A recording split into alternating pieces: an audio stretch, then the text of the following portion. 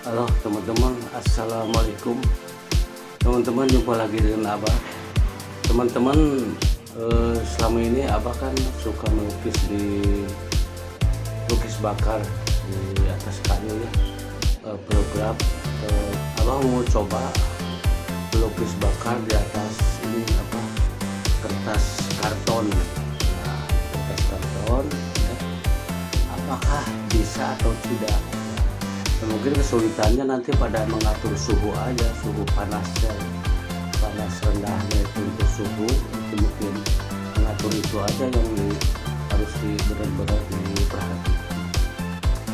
Apa belum pernah, tapi tetap abang mencoba ya, apakah hasilnya seperti apa gitu.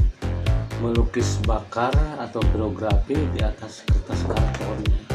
Di kertas karton ini sekitar 360 mg ya. Kita coba nanti hasilnya seperti apa, kita lihat aja nanti ya, apakah berhasil atau tidak, bisa atau tidak ya. Oke ya, gitu aja ya teman-teman.